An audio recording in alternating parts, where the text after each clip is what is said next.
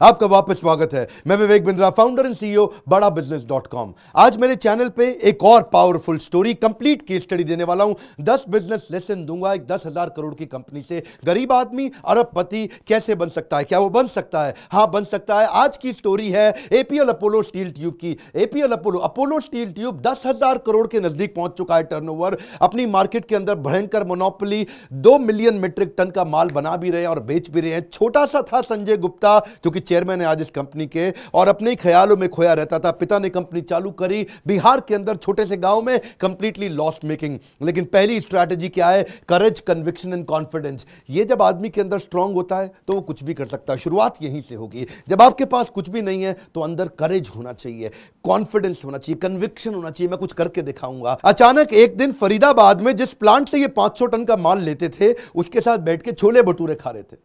छोले भटूरे खाते हुए उसको बोले, 500 टन का माल लेता हूं, 5,000 का लेने का दम रखता हूं। तो बोला, 5,000 टन का माल लेगा तू मुझसे? बोला, लूंगा, लेकिन एक शर्त है, पैसे अभी नहीं दूंगा, रेट कम से कम दूंगा। पैसे माल बेचते बेचते दे दूंगा, अभी दे सकता हूं लेकिन बाद में दे दूंगा। और सामने वाले का चेहरा देख के पड़ रहे थे उसको, और वो मन में सोच रहा था 5,000 टन, 5,000 टन, 5,000 टन माल बिक जाएगा।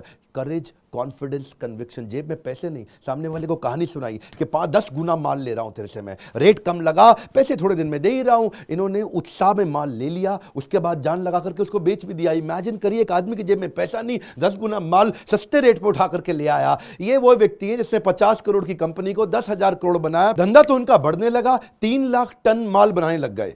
बहुत होता है 3 लाख टन माल, लेकिन ये क्या, इंटरनेशनल एक्सपोजर चाहते थे। सोच बहुत बड़ी थी। कौन सा पॉइंट है? करेज, कन्विक्शन, कॉन्फिडेंस। ये दुनिया भर में जाने लगे। जर्मनी निकल गए, कहते हैं वहां जाके प्लांट देख के आऊंगा, वहां क्या हो रहा है, दुनिया में नंबर 1 क्या कर रहा है, मैं उससे अच्छा कैसे कर सकता हूं। वहां जाके इन्होंने देखा कि कुछ ऐसे भी ऑर्गेनाइजेशंस हैं जो 20 लाख टन माल बना रहे हैं। मैं 3 लाख टन बना रहा हूं, वो 2 मिलियन टन, 20 लाख टन बना रहे हैं। ये देख करके सोचने लगे, यार ये 20 लाख टन बना रहे हैं, अगर ये पॉसिबल है तो मैं भी कर लेता हूं। अगर if he can do I can too, ये कर सकता है तो मैं भी कर सकता हूं। करेज, कॉन्फिडेंस, कन्विक्शन वापस ये जो अभी जब तक जेब में कुछ नहीं हो, इधर हो ना सब कुछ, बात बन सकती है। ये वापस आए इंडिया में आकर के। अपने सारे डिस्ट्रीब्यूटर्स को उन्होंने क्या किया, अपनी टीम को बोला, एक काम करो, इंडिया में अपने जितने भी डिस्ट्रीब्यूटर हैं सबको बोलो, उनको समुद्री जहाज पे घुमाने लेके जाएंगे मलेशिया से सिंगापुर। ये सबको मलेशिया से सिंगापुर ले गए। ये जानते थे कि भाई माल मैं बना तो लूंगा, बेचेगा डिस्ट्रीब्यूटर। ये अगर डिस्ट्रीब्यूटर तैयार नहीं हुआ, बात बनेगी नहीं। ये सिंगापुर से मलेशिया जहाज में ले गए। शाम को खाना खिलाते वक्त उनको कॉन्फ्रेंस रूम में ले गए और वहां बिठा करके अनाउंसमेंट कर दी कि आज सबको मैं चांदी का 1 नंबर शीशे के डब्बे में पैक करके दे रहा हूं। लोगों ने पूछा, ये क्या है? चांदी का 1 नंबर, इतना बड़ा सा 1 नंबर, और शीशे के डब्बे में पैक करके दिया। बोला, ये क्या चीज है? बोला, आज आप सबको बता रहा हूं मैं, आने वाले कुछ दिनों में हम 2.5 लाख 3 लाख टन से 10 लाख टन पे जाएंगे, यानी कि 1 मिलियन। 1 नंबर मतलब 1 मिलियन। मेरा मार्केट शेयर होगा 1 नंबर, मेरा डिस्ट्रीब्यूशन होगा 1 नंबर, मेरा ब्रांड ट्रस्ट होगा 1 नंबर, क्योंकि मैं 1 मिलियन टन माल बेचने वाला हूं। तैयार हो जाओ सारे के सारे। अब चांदी का था वो गिफ्ट, चांदी को कोई फेंकेगा तो है नहीं। सारे डिस्ट्रीब्यूटर, रिटेलर ने जाकर दुकान में सजा दिया, 1 नंबर, 1 नंबर, 1 नंबर। सब रोज देख रहे, सबके खून में आ गया, 1 मिलियन माल बेचेंगे। उसके तरह से इन्होंने अपनी मैन्युफैक्चरिंग टीम को भी तैयार किया, सेल्स डिस्ट्रीब्यूशन को भी तैयार किया। कहानी बड़ी जबरदस्ती, करेज, कॉन्फिडेंस एंड कन्विक्शन। आज 1 मिलियन नहीं, आज 2 मिलियन टन माल बेच रहे हैं। इस समय 20 लाख टन बेचने वाली दुनिया के टॉप 5 स्टील मैन्युफैक्चरिंग कंपनी में इंडिया का तो नंबर 1 है ही। दूसरी स्ट्रैटेजी अपनाई, इनोवेशन 80-20 रूल। ये सबको काम आएगा। इनोवेशन 80-20 रूल क्या है? मेरे पास तो कुछ है ही नहीं, ये तो स्टील के पाइप है, सबके पास है। और स्टील के पाइप होते हैं, एक जैसे होते हैं। कमोडिटी मार्केट है, कमोडिटी मार्केट में रेट मैं नहीं तय करता, बाजार तय करता है। बाजार के भाव पे सोना बिकता है, बाजार के भाव पे लोहा बिकता है, बाजार के भाव पे गेहूं बिकता है, बाजार के भाव पे चावल बिकता है। ये तो क्या कमोडिटी मार्केट है, मेरा रेट नहीं है, बाजार का रेट है। मैं ऐसा क्या करूं कि मार्केट में आगे निकलूं, इसको बोलते हैं इनोवेशन 80-20 रूल। ये क्या कहते हैं? अगर मेरे पास 10 आइटम है तो 2 आइटम यानी कि 20% ऐसी बना दो जो किसी के पास नहीं हो। उस 2 के चक्कर में कस्टमर मेरे पास आएगा, बाकी 8 भी लेके जाएगा। मेरी बात समझ आ रही है? देखिए, पहले जो होता ना, जो स्टील पाइप हुआ करता था, वो थोड़ा ना ऐसा बिल्कुल बनाना शेप में होता था, उसमें कुछ कर्व होता था, उसमें स्ट्रेटनेस नहीं होती थी। वो थोड़ा एक बो की तरह होता, तीर कमान वाला होता है ना, बो की तरह होता था। अब अगर गड्ढे के अंदर बोरिंग करना है किसान को खेती करने के लिए, गड्ढे में पाइप डालोगे, पाइप अगर टेढ़ा घुमा हुआ है अंदर जाएगा ही नहीं। लोगों को बड़ी दिक्कत आती थी। ये इनोवेशन लेकर के आए। इन्होंने क्या किया, मैंने बताया ना आपको, इंटरनेशनल एक्सपोजर है जी, करेज, कन्विक्शन, कॉन्फिडेंस। ये जापान गए, वहां से जापानीज रोलिंग मिल लेकर के आए। जिससे पाइप को उन्होंने स्ट्रेट बना दिया। फिनिशिंग उसकी बहुत जबरदस्त, एजेस उसके अंदर है ही नहीं, निशान उसमें आते नहीं, रेडीमेड बिल्कुल क्लीन, स्मूथनेस बड़ी जबरदस्त, आपको धोने साफ करने की जरूरत ही नहीं पड़ने वाली। कस्टमर का दिमाग हिल गया, बोलो सीधी पाइप बना दिया, क्यों? जापानीज रोलिंग मिल लेकर के आए। उससे क्या हुआ, इनका धंधा बढ़ा 3 गुना, उसी मशीन से 3 गुना तेज बना रहे और 3 गुना ज्यादा प्रॉफिटेबल हो गया। कस्टमर रिपीट आने लगा। क्यों? हर चीज में बार बार सोचे इनोवेशन कैसे लाऊं, इनोवेशन कैसे लाऊं, इनोवेशन कैसे लाऊं। और तीसरी स्ट्रैटेजी बना दी कि इनोवेटिव प्रोडक्ट से नई मार्केट क्रिएट करूंगा, जिसको बोलते हैं मार्केट क्रिएशन स्ट्रैटेजी। देखिए, आज तक स्टील पाइप क्यों यूज होता था? केवल वाटर फ्लो के लिए, पानी फ्लो कराने के लिए स्टील पाइप का इस्तेमाल होता था। उसके लिए तो पीवीसी पाइप भी होता था, लेकिन उन्होंने पीवीसी पाइप पर कस्टमर को शिफ्ट ही नहीं होने दिया। इन्होंने क्या किया, बोला खाली पानी के लिए स्टील पाइप बनाऊंगा, बात बनेगी नहीं, उसकी मार्केट साइज छोटी है, नई मार्केट क्रिएट करता हूं। स्टील से गोल्ड स्टील पाइप क्यों बनाऊं? मैं उसको स्क्वायर बना सकता हूं, मैं उसको रेक्टेंगल बना सकता हूं, मैं उसको नया शेप दे सकता हूं। और जब से उसको नया शेप देना शुरू हुआ, वही पाइप अब और चीजों के लिए इस्तेमाल होने लग गया। वही सीढ़ियां बनाने के लिए बनना शुरू हुआ, ग्रिल के लिए लगना शुरू हुआ, डोर फ्रेम में चालू हुआ, फेंसिंग में चालू हुआ, बालकनी में लोगों ने स्टील पाइप लगाने शुरू कर दिए। जो गाय का बनता था ना तबेला, उसको भी अगर स्ट्रक्चर देना पड़ता था, स्ट्रक्चर के लिए शुरू हो गया। काउ शेड के लिए, कार शेड के लिए, बिल्डिंग स्ट्रक्चर के लिए, फैक्ट्री के लिए। इसी में फिर आगे चलते चलते मॉल्स में, एयरपोर्ट में, गैस की पाइपलाइन में, इरिगेशन सिस्टम में, कोई सोलर प्लांट लगना, कोई विंड मिल लगना, हर चीज में लगाना शुरू कर दिया। अभी तक बेसिकली ये वाटर फ्लो के लिए इस्तेमाल कर रहे थे और अब स्ट्रक्चरल सपोर्ट के लिए बना दिया। अब क्या कोई बिल्डिंग का स्ट्रक्चर बनाना, स्ट्रक्चरल सपोर्ट के लिए आप मेरा मान लो, वो क्या हो गया, नया मार्केट क्रिएट किया। चौथी स्ट्रैटेजी में सोचे अब धंधा और बड़ा कैसे करूं, तो चौथे में सीधा कस्टमर के पास पहुंच गए। कंज्यूमर एडवांटेज, कि मेरे डायरेक्ट कंज्यूमर से कैसे जुड़ूं, डायरेक्ट कंज्यूमर की लाइफ को इंपैक्ट कैसे करूं। कस्टमर को अगर लकड़ी की चौखट बनानी होती थी, ये लकड़ी की चौखट के जैसी एग्जैक्ट चौखट अगर मैं बना दूं, तो स्टील की चौखट लकड़ी की चौखट से 1/3 सस्ती पड़ती है और 10 गुना ज्यादा लंबी चलती है। मेरी बात समझ रहे हैं आप बात को, कि जो चौखट 6,000 रुपए की पड़ती थी लकड़ी की, वो स्टील की पड़ने लगी 2,000 रुपए की। अब लकड़ी कटेगी भी नहीं और ज्यादा पावरफुल भी हो गई, उसकी लाइफ भी ज्यादा लंबी हो गई। और जो स्टील होता है ना, उसकी रिसाइकलेबल वैल्यू होती है। यानी कि अगर आपने स्टील लगाया अपने घर के अंदर आज 1 लाख रुपए का, और 20 साल के बाद आप बेचोगे तो हो सकता है 2 लाख रुपए, 3 लाख रुपए का बिक जाए। क्यों? मेरी बात समझ रहे हैं? क्योंकि लोहे का तो भाव बढ़ना है, लोहे का तो रेट बढ़ना है। लकड़ी में तो आग लग जाती है, लकड़ी में टर्माइट दीमक लग जाती है, लकड़ी इको फ्रेंडली है ही नहीं, लकड़ी के चक्कर में पेड़ कटेगा, लकड़ी और लकड़ी की रीसेल वैल्यू है नहीं, लकड़ी तो बाद में जलाने के काम आएगी। लेकिन अगर स्टील का बना दिया, उसमें ना आग लगेगी, ना दीमक लगेगी और ना पेड़ कटेगा, और उसकी रीसेल वैल्यू भी अच्छी है। तो स्ट्रक्चरल प्रोडक्ट से कंज्यूमर प्रोडक्ट पे आ गए। पहाड़ों पे जब ये एक दफा घूमने गए ना, हिमाचल प्रदेश में, वहां देखा, वहां पर जो घर होते थे, ऐसा घर रहते थे कि भाई बर्फ गिरनी है ऊपर, तो उसके अंदर वो जो शेड रहती थी, उसके अंदर लकड़ी का ऊपर रूफिंग होती थी।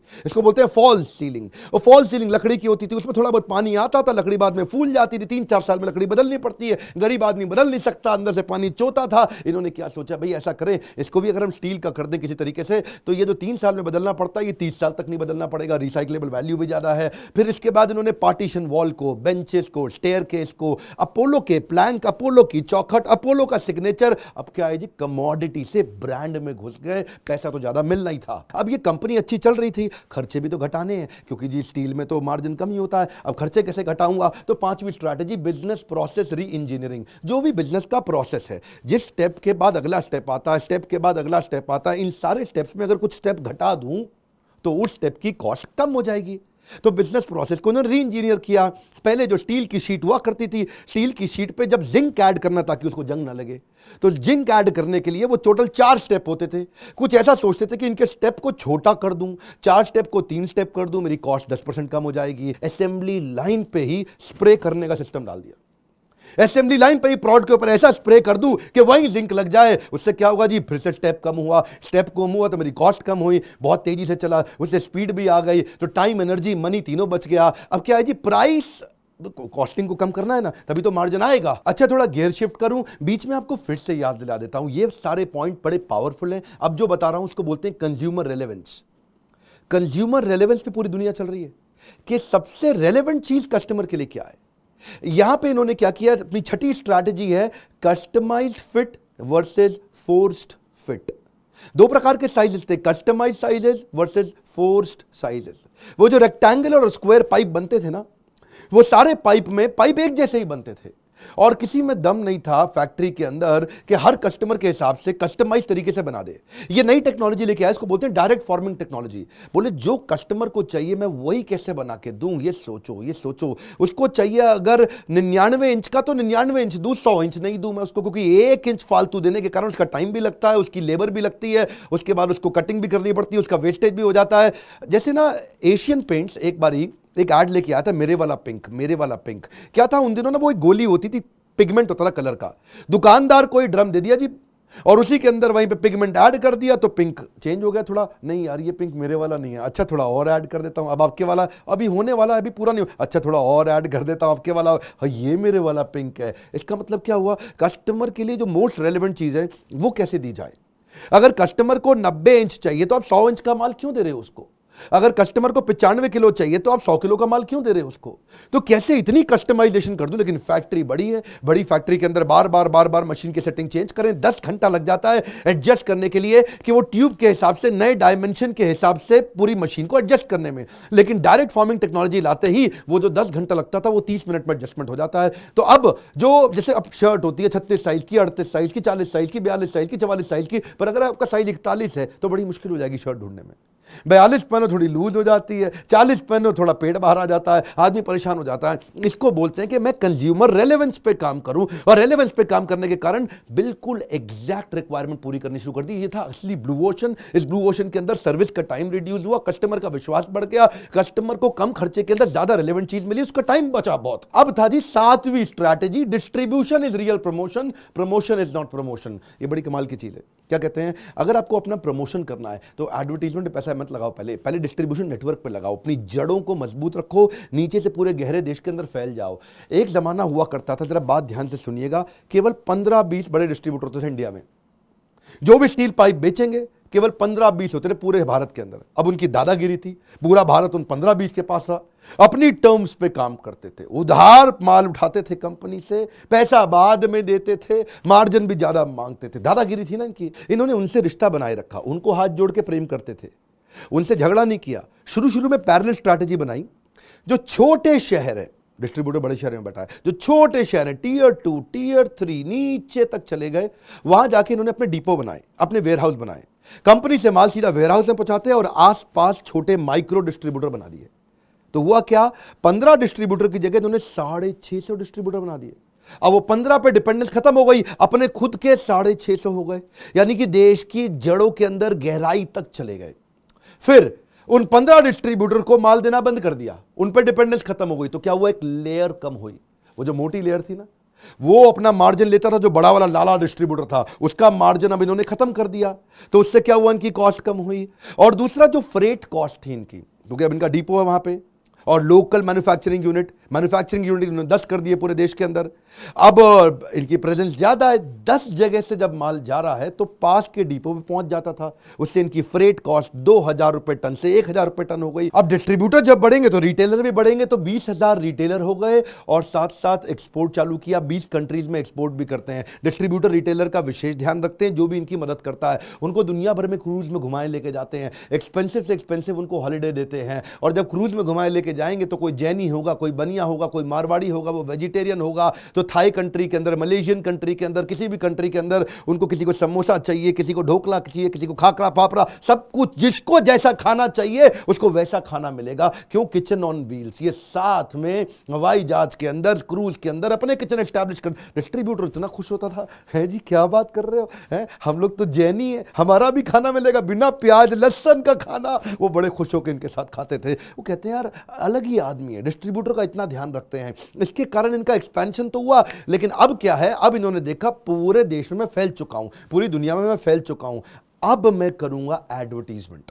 आज तक नहीं किया था एडवर्टीजमेंट, आज तक चुप थे, बिना एडवर्टीजमेंट के जा रहे थे, बिना एडवर्टीजमेंट के फैल रहे थे। डिस्ट्रीब्यूटर रिटेलर 20,000 बना लिया, लेकिन चुपचाप थे। एड टीवी पे आते ही तो किसी को मालूम ही नहीं था। इसकी थी ये इनकी 8वीं स्ट्रैटेजी, जिसको बोलते हैं capability of lead consumption before lead generation. यानी कि क्या मतलब हुआ, पहले लीड मत जनरेट करो, एडवर्टीजमेंट मत करो, क्योंकि अगर लीड जनरेट कर दी, एडवर्टीजमेंट करने से लोगों ने बोला मेरे को APL अपोलो स्टील ट्यूब दो, लेकिन अगर आप वहां पे है ही नहीं, अगर आप वो लीड कंज्यूम नहीं कर सकते उस शहर में, फॉर एग्जांपल बिहार के छपरा में अगर इनका रिटेलर नहीं बैठा और उसको एपीएल अपोलो कस्टमर को समझ में आ जाए तो वो लेने जाएगा, लेकिन लेके किसका आ जाएगा? टाटा का ले आएगा, जिंदल का ले आएगा, सूर्या का ले आएगा, प्रकाश का।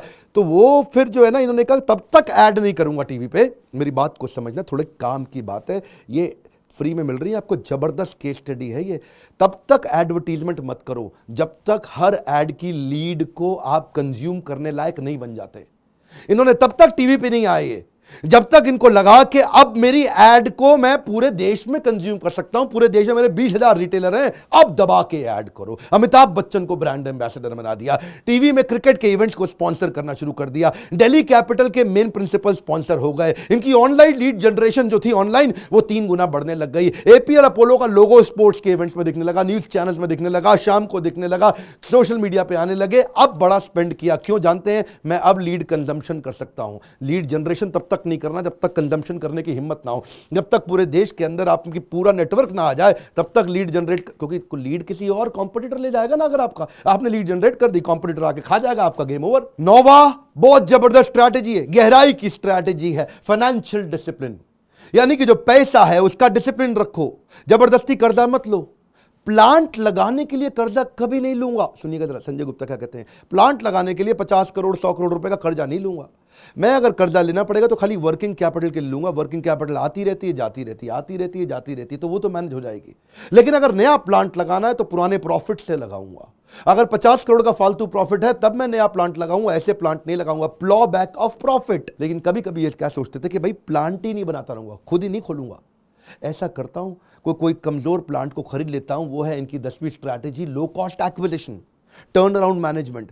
सस्ते सस्ते मरे हुए थके हुए प्लांट को इन्होंने देखते रहते थे, नजर देखते रहते थे। कौन मर रहा है स्टील के धंधे में, कौन बर्बाद हो रहा है स्टील ट्यूब के धंधे में, जो बर्बाद हो रहा है उसको जाकर के पकड़ लेंगे और वहां से एक्वायर करके उसको टर्न अराउंड करेंगे अपनी इंटेलिजेंस से, उससे आगे बढ़ेंगे। 2007 में उन्होंने 2.5 करोड़ के अंदर अपोलो मेटलिक्स कंपनी खरीदी। आज वो 1000 करोड़ का टर्नओवर दे रही है, यानी कि 2.5 करोड़ की कंपनी से 1000 करोड़ निकाल दिया। 2008 में दोबारा कंपनी खरीदी इन्होंने, श्री लक्ष्मी मेटल उद्योग लिमिटेड खरीदी, 10 करोड़ के अंदर खरीदी थी, आज वो 600 करोड़ का धंधा दे रही है। 2011 में लॉयड लाइन पाइप लिमिटेड खरीदी 40 करोड़ की, आज वो 1500 करोड़ का माल बेच रही है। 2019 में इन्होंने फिर taurus value steel limited 70 crore के अंदर खरीदी और वो आने वाले समय में 1000 करोड़ का माल बेच देगी इस साल के अंदर। लक्ष्मी मित्तल भी यही करते थे, 100 का माल 10 में खरीद लो। संजय गुप्ता ने भी यही किया, मार्केट में 100 का माल किसी तरीके से 10 में खरीद लो और 10 से जब वो 50 हो जाएगा तो अपने आप प्रॉफिट आ जाएगा। इसी तरह इन्होंने पूरे देश के अंदर अपनी प्रेजेंस भी पहुंचाई। 10 पावरफुल स्ट्रैटेजी थी, एक एक स्ट्रैटेजी में बहुत दम है। एवरीथिंग अबाउट एंटरप्रेन्योरशिप में इसी प्रकार से स्ट्रैटेजी में और डिटेल में देता हूं।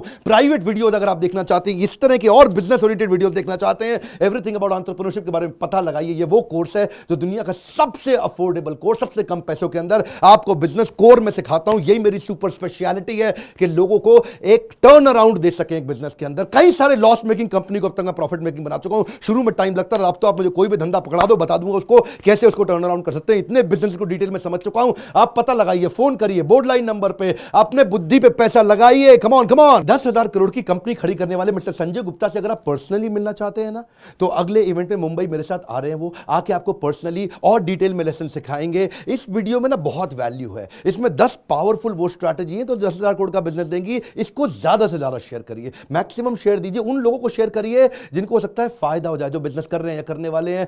पता नहीं कौन सी स्ट्रैटेजी वो कहां से कहां उनको लेकर के चली जाए। इस वीडियो को ज्यादा लाइक करिए, कम से कम 2.5 लाख लाइक। नीचे कॉमेंट बॉक्स में मुझको बताइए और कौन सी बिजनेस स्ट्रैटेजी आपको चाहिए। अगर आपने चैनल सब्सक्राइब नहीं किया, आपको वीडियो कहीं और से मिला, जरूर सब्सक्राइब करिए बेल आइकन हिट करके, नहीं तो आने वाले वीडियो आपसे तो मिस हो जाएंगे ना, आपको तो मिलेंगे नहीं। हमारे साथ जुड़े रहने के लिए, हर बार आके वापस वीडियोस को देखने के लिए आप सबका प्रेमपूर्वक धन्यवाद।